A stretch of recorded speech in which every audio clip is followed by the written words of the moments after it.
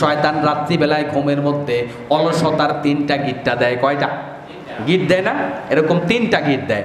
1 number গিট, যখন আপনি ঘুম থেকে উঠে বলবেন আলহামদুলিল্লাহিল্লাযী আহইয়ানা বা'দামা আমাতানা ওয়া ইলাইহিন নুশুর, এটা পড়ার সাথে একটা গিটটা খুলে যায়। আবার আপনি যখন 2 নাম্বার ওযু করবেন, 2 নাম্বার গিটটা খুলে যাবে। 3য় নাম্বারে যখন আপনি ফজরের সালাত আদায় করবেন, 3 নাম্বার গিটটাও খুলে যাবে। এই জন্য যারা ফজরের নামাজ আদায় করে তারা জীবনের মধ্যে সবচাইতে বেশি বরকত পায়, আর যারা ফজরের সালাত আদায় করে না তাদের গোটা জীবনটা অলসতায় ভরে যায়। এই অলসতার গিটটা কাটার জন্য সবচাইতে বড় অস্ত্র হলো ফজরের নামাজ। সুবহানাল্লাহ। ঘুম থেকে উঠে আমরা দোয়া পড়ি তো, অনেকেই ঘুম থেকে উঠলে ঘুমের কারণে অনেকে ভুলে যায়। এটা অভ্যাসের মধ্যে নিয়ে আসেন, চেষ্টা করেন, খুবই গুরুত্বপূর্ণ বিষয়।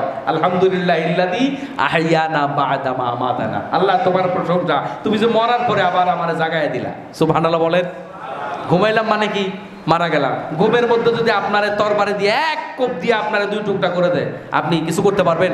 তাহলে ঘুমানো মানে কি? মৃত্যুবরণ করা। ঘুমানো মানে মৃত্যুবরণ করা। এই ঘুমের মধ্যে বহু লোক মারা যায়, বহু ঘটনা এরকম আছে, 1-2টা নয়। যে রাত্রিবেলায় ঘুমাইছে, সকালবেলায় স্ত্রী তাকে দরজা ধাক্কা দিচ্ছে, কিংবা ছেলেরা দরজা ধাক্কা দিচ্ছে, বাবা দরজা খোলো, বাবা আর দরজা খোলে না। এরকম ঘটনা অ্যাভেলেবেল আছে না? একেবারে অহরহ আছে। তার মানে কি? তার মানে হলো আপনি জাগলে সকাল, না জাগলে পরকাল।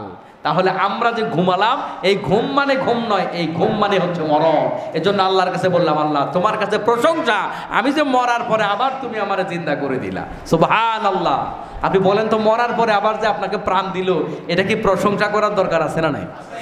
এটা কি ছোট, গুরুত্ব কম না বেশি? অনেক বেশি। আপনাকে না জাগালেও পারতেন, তিনি আপনাকে জাগিয়ে দিলেন। এজন্য ঘুম থেকে উঠে আমরা দোয়া করতে ভুলবো না।